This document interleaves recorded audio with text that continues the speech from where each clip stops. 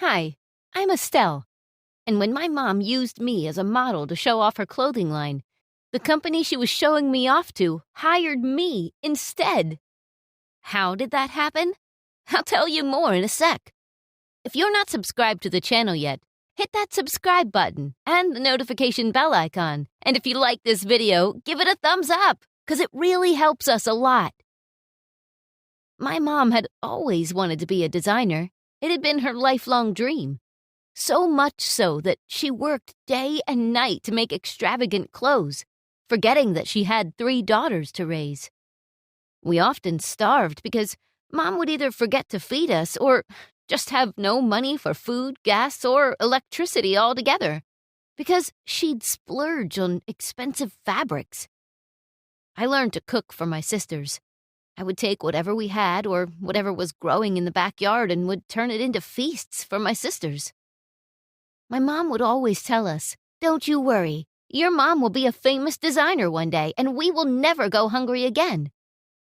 We believed in her. We really did.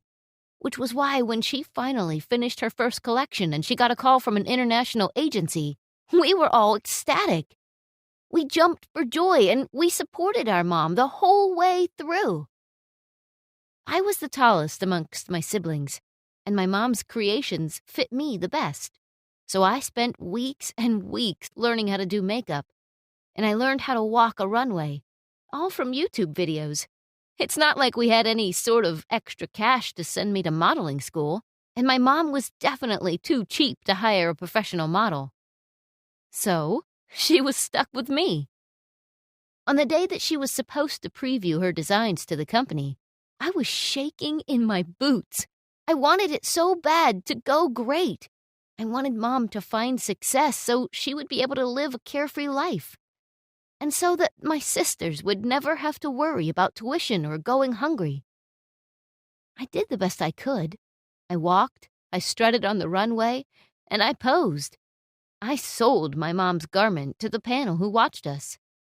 And by the end, it was absolute, total silence. And then, they erupted in applause. My mom was overcome with joy. I was crying with relief. But when my mom stepped up to the stage, the agency CEO stopped her in her tracks. "Actually, we're not interested in the designs, but we're impressed with your model, very impressed. No matter how horrible the clothes were, she managed to make us want to buy them. The designs were, how should I put this, worthless." And then the CEO turned to me. "What's your name, dear? Which agency do you work with? I don't believe we've ever seen your work before." I didn't know what to say. On one hand, my heart was crushed for my mom. On the other, maybe I'll at least get a job out of this. This is my first time, ma'am." "Oh, please, call me Anna." That was the day they signed me into their agency. They sent me to the best designers that they worked with and booked me for photo shoots. They got billboards made with my face on it, and in no time, I became a supermodel. I was finally able to provide my family with some security. Whatever I earned, I used to support my sisters in their studies. I had to drop out because the job demanded too much of my time. And I thought, if Mom can't make it yet, then I have to be the provider until her designs find their way into success. I never got to enjoy any of my money for myself. All of it I put towards helping my family. When I got my first big paycheck, I gave all of it to my mom. I wanted to help her start her own design house. If nobody was going to hire her as a designer, I thought it would be better if she had her own business. Even so, I knew my mom still resented me for being hired instead of her getting a contract as a designer. And my sisters envied me because I was the model in the family and not them. "Mom, I want to model too." "Yeah, me too, Mom. It's not fair." "It's not like Estelle's the prettiest out of all of us. She's just tall and lanky. I bet I can walk and pose better than her. Mom, please, tell her to get us into the agency. She's hogging all the spotlight, and she's just a tall freak. You heard your sisters, Estelle. You better help them. And you've been modeling for months now. When are you going to use my clothes? Remember, if it wasn't for me, you wouldn't have that job. I tried my best to help them out, though. I wanted them to keep studying. But when they asked to do a couple of shoots, I did what I could. I used my leverage into the company to get my sisters into casting calls. And I begged any photographer I worked with to use my mother's clothes in some shoots. But none of those worked out. My sisters kept being rejected, and my mom's designs were never good enough to be published. I helped them as much as I could and as often as I could. But each time, I got closer and closer to losing my job. My bosses were not happy that I was using my position as a model to help my family get in on the action, too. They simply weren't happy with it. It was during one of my jobs when we found out that I had unusually stretchy skin. Too stretchy. It turned out I had Ehlers-Danlos syndrome, or EDS. I had hyperelastic skin. It also explained why I was always so unusually flexible. I was always pulling these impossible poses and bendy silhouettes in my photographs. But it also explained why sometimes I felt a lot of pain and felt so weak. I muscled through that pain because I knew my family needed me. But one day, it had all become too much. I was so stressed because my mom kept demanding more and more money for her business, and my sisters insisted that I pay for them to go to modeling school. I sacrificed everything I could, even the money to buy my meds so I can stay in control of my illness, but it was still not enough. So one day, I collapsed on the set of an important shoot, and my agency learned about my condition. They fired me.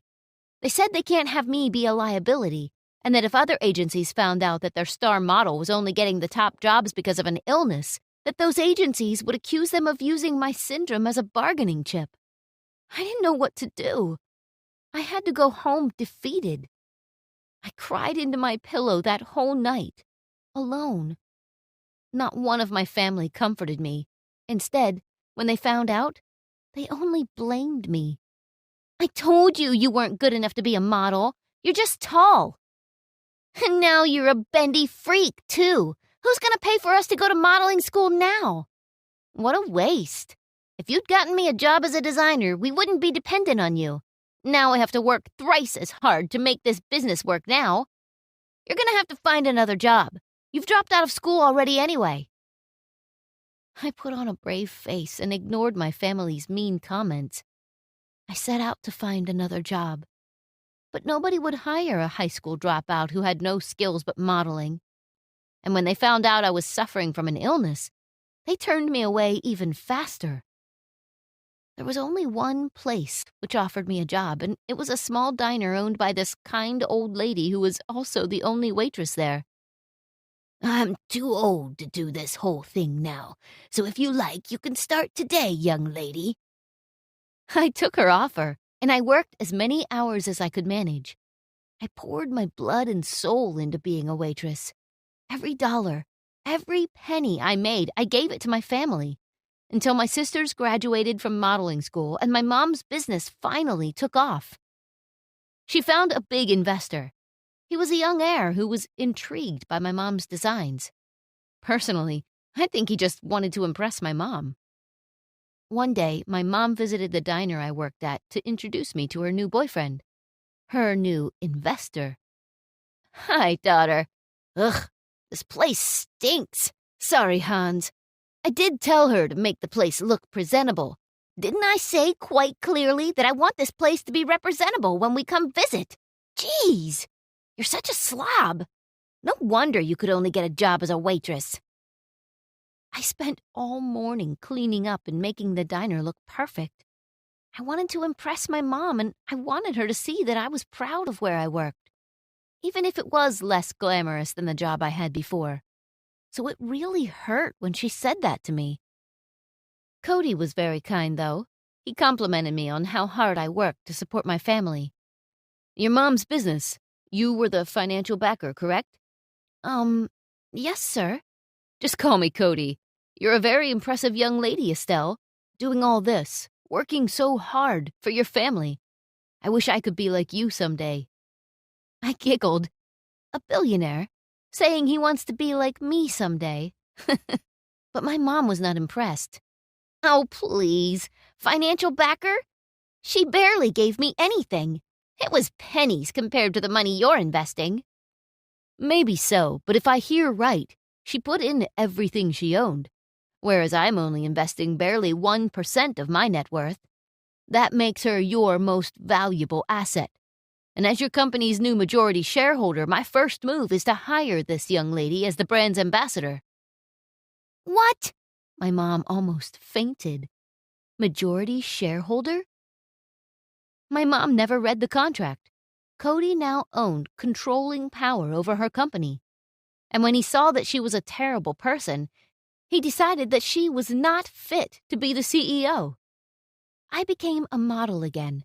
This time, a supermodel. My sisters, in their jealousy, and because even after modeling school they couldn't land a single job, tried to ruin my name. They posted videos and social media posts telling everyone I was only a supermodel because I was sick and had a horrible condition. That worked against their favor. The internet praised me for battling through my illness. They honored me for being hardworking despite it all. I even got an offer to be a human billboard. They spray-painted international brands across my skin, and I walked the world's best runways with those brands on my skin. Now, I'm finally set for life. Cody and I became great friends, and my sisters never got a job again.